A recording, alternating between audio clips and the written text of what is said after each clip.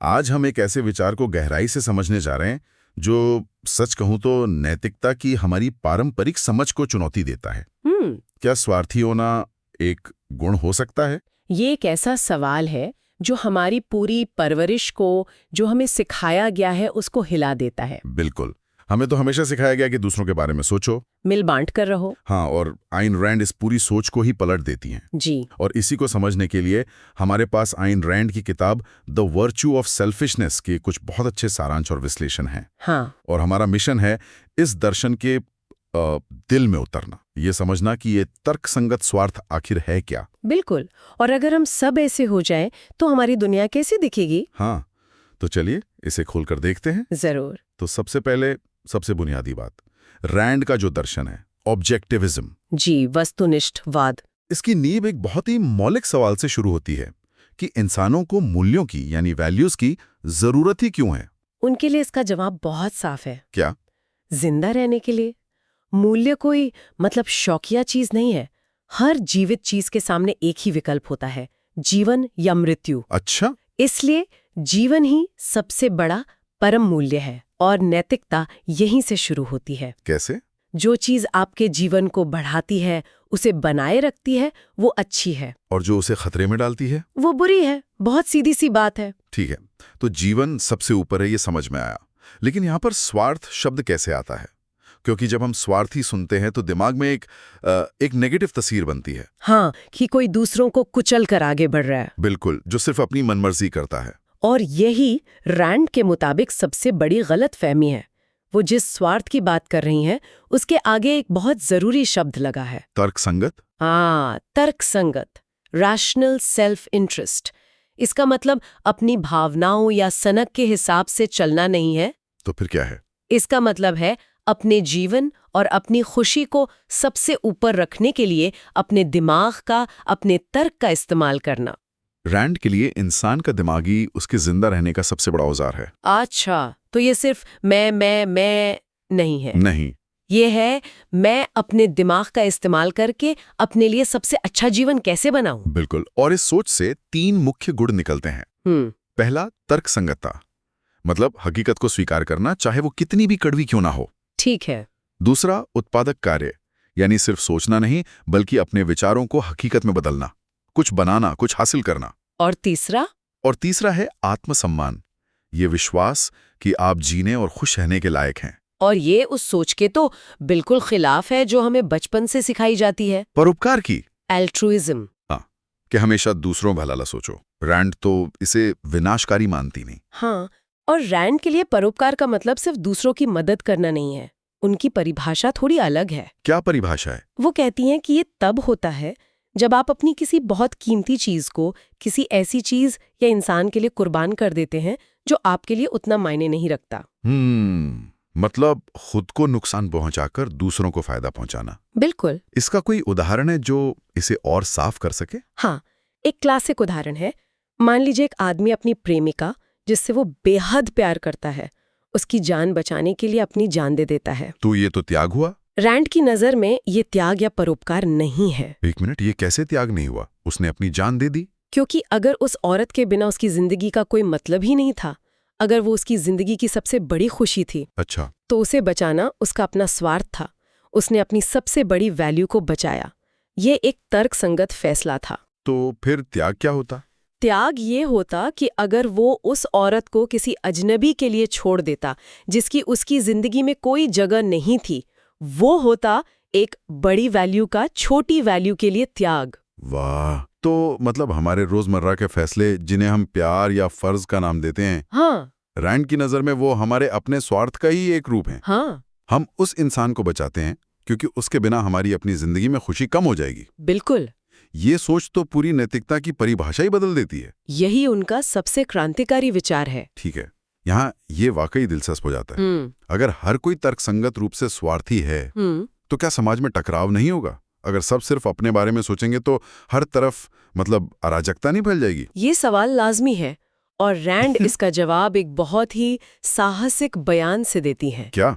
वो कहती हैं, तर्कसंगत लोगों के बीच हितों का कोई टकराव नहीं होता। ये सुनने में तो बड़ा आदर्शवादी लगता है। बिल्कुल। लेकिन इसके पीछे उनका एक तर्क है। वो कहती हैं कि टकराव तब होता है जब लोग तर्कहीन हो जाते हैं। इसे किसी उदाहरण से समझते हैं। मान लीजिए एक ही नौकरी के लिए दो काबिल लोग इंटरव्यू दे रहे हैं। ठीक है। नौकरी तो एक ही है।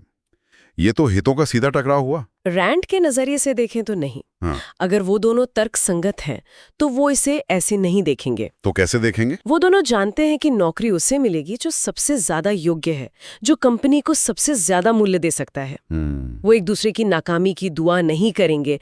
उनका ध्यान इस पर होगा कि वो अपना श्रेष्ठ प्रदर्शन कैसे करें। टकराव तब शुरू होता है जब एक उम्मीदवार झूठ बोलता है या दूसरे को नीचा दिखाने की कोशिश करता है, जो कि तर्कहीन व्यवहार है। बिल्कुल। तर्कसंगत लोग मूल्य बनाते हैं, छीनते नहीं। ठीक है, मैं आपका तर्क समझ रहा हूँ। और ये जो तर्क पर इतना जोर है, इसका मानसिक स्वास्थ्य से भी कोई गहरा नाता है? बहुत गहरा। रैंड के दर्शन में मानसिक स्वास्थ्य कोई रहस्यमय चीज नहीं है। ये तर्क का सीधा नतीजा है। अच्छा। हाँ, आत्मसम्मान जो मानसिक स्वास्थ्य की जड़ है, कहाँ से आता है?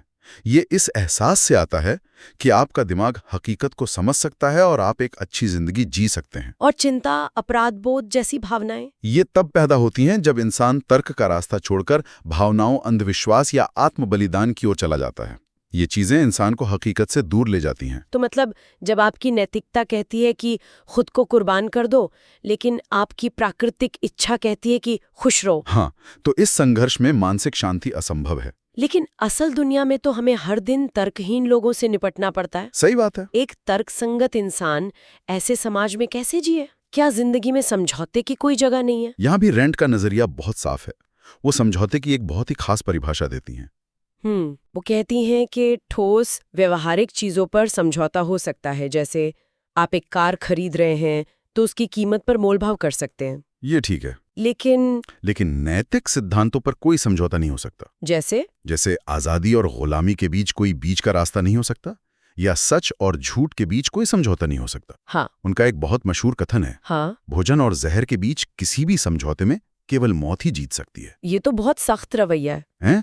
उनके लिए सिद्धांतों पर समझौता करना अपनी आत्मा को बेचने जैसा है। ये मुझे उनके एक और विचार की याद दिलाता है कि दुनिया में कुछ भी ग्रे या धूसर नहीं होता। सब कुछ या तो काला है या सफेद। हाँ। लेकिन असल जिंदगी तो ग्रे ही होती है ना? आम धारणा तो यही है, लेकिन रैंड इसे कायरता मानती हैं। कायरता? हाँ। उनका तर्क बहुत सरल है। ग्रे जैसी कोई चीज होने के लिए पहले काला और सफेद का होना जरूरी है।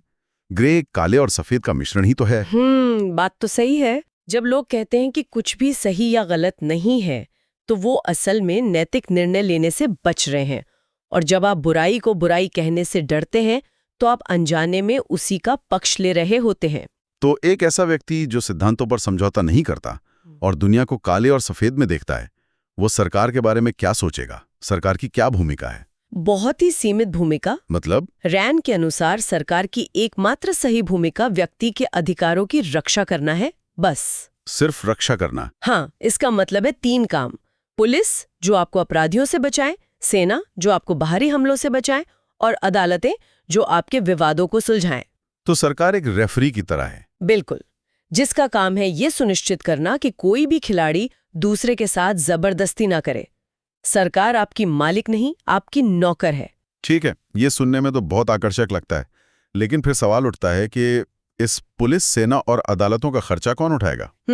और यहीं पर उनका एक और चौंकाने वाला विचार आता है। हाँ, वो कराधान यानी टैक्सेशन का पूरी तरह से विरोध करती हैं। पूरी तरह से? हाँ, क्योंकि टैक्स आपकी मर्जी के बिना आपसे लिया गया पैसा है, ये जबरदस्ती है। एक मिनट, ये सुनने में तो बिल्कुल अव्यावहारिक लगता है।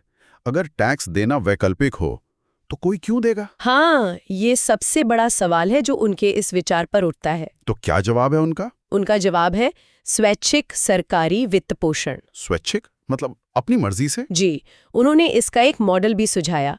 उदाहरण के लिए सरकार कॉन्ट्रैक्ट यानी अनुबंध को लागू करने की सेवा दे सकती है। अच्छा। जो लोग चाहते हैं कि उनके व्यापारिक अनुबंध कानूनी रूप से सुरक्षित हों, वे सरकार को एक तरह का बीमा प्रीमियम देंगे। जो भुगतान नहीं करेगा, उसके अनुबंध को सरकारी सुरक्षा नहीं मिलेगी। तो ये एक तरह की सरकारी बीमा पॉलिसी जैसा है? कुछ वैसा ही।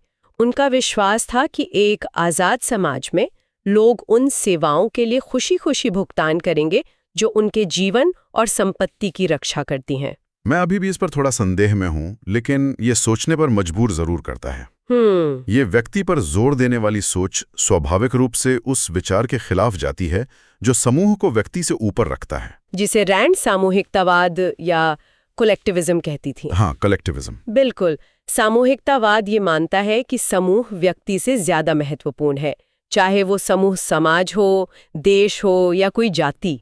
और ये सार्वजनिक भलाई के नाम पर व्यक्ति के अधिकारों की बलि चढ़ाने को सही ठहराता है। हाँ, रैंड के लिए ये बहुत खतरनाक झूठ है। वो कहती हैं कि समाज नाम की कोई चीज सांस नहीं लेती, सोचती नहीं, सिर्फ व्यक्ति सोचता है, महसूस करता है। बिल्कुल। इसलिए अधिकार भी सिर्फ व्यक्ति के हो सकते हैं, समूह के नहीं। और यही उनकी समाजवाद या सोशलिज्म की आलोचना का आधार है। हाँ, वो समाजवाद को निजी संपत्ति के अधिकार का हनन मानती थीं और उनके लिए संपत्ति का अधिकार जीवन के अधिकार का ही एक हिस्सा है।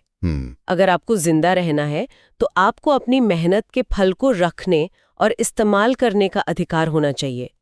जब सरकार ये तय करने लगती है कि कौन क्या रखेगा, तो व्यक्ति की आज़ादी खत्म हो जाती है। ठीक है, ये कनेक्शन तो साफ है, लेकिन हमारे स्रोतों में एक और बड़ा ही आश्चर्यजनक कनेक्शन बताया गया है, जो रैंड सामूहिकतावाद और नस्लवाद के बीच बनाती हैं। ये पहली नजर में थोड़ा अजीब लगता है। ये उनका एक बहुत ही गहरा और शक्तिशाली तर्क है। वो नस्लवाद को सामूहिकतावाद का सबसे आदिम और बर्बर रूप कहती थीं। ऐसा क्यों? क्योंकि नस्लवाद क्या करता है, वो एक इंसान को उसके व्यक्तिगत चरित्र, उसके विचारों या उसके कामों से नहीं आंकता। अच्छा। वो उसे उसके जन्म के आधार पर बने एक समूह से आंकता है। वो कहता है तुम फला नस्ल के हो इसलिए तुम ऐसे होगे। ये व्यक्ति की पहचान को पूरी तरह से नकार देता है। यह व्यक्तिवाद का ठीक उल्टा है। बिल्कुल। इसीलिए रैंड मानती थीं कि नस्लवाद का एकमात्र सच्चा इलाज व्यक्तिवाद और पूंजीवाद है। मतलब एक ऐसी व्यवस्था जो आपको इस आधार पर परखे कि आप क्या कर सकते हैं। हाँ, न कि इस आधार पर कि आपके पूर्वज कौन थे। तो आज हमने उस किरदार की रूपरेखा तैयार की है। एक ऐसा इंसान जो तर्क संगत स्वार्थ को एक गुण मानता है, व्यक्ति को परम मूल्य समझता है और तर्क को जिंदगी का इकलौता गाइड। ये दर्शन परोपकार, सामूहिकता और आत्म बलिदान जैसी हमारी कई पारंपरिक धारणाओं को सिर के बल खड़ा कर देता है। सही कहा। ये एक ऐसी विचार प्रणाली है जो हमें हमारी सबसे बुनियादी नैतिक मान्यताओं पर सवाल उठाने के लिए मजबूर करती है। ये इंसान के दिमाग और उसकी क्षमता का उत्सव मनाती है। लेकिन एक ऐसी दुनिया में जो अक्सर समूह, समुदाय और साझा जिम्मेदारी पर जोर देती है, ये कई असहज और मुश्किल सवाल भी खड़े करती है। ये सब सुनने के बाद एक विचार जो मेरे मन में अटक गया है वो ये है, यदि कोई समाज पूरी तरह से व्यक्ति के तर्कसंगत स्वार्थ के इस दर्शन पर आधारित हो, तो क्या वो आज की दुनिया की तुलना में ज्यादा न्यायपूर्ण होगा या ज्यादा क्रूर? और उस न्याय या क्रूरता को आखिर परिभाषित कौन करेगा?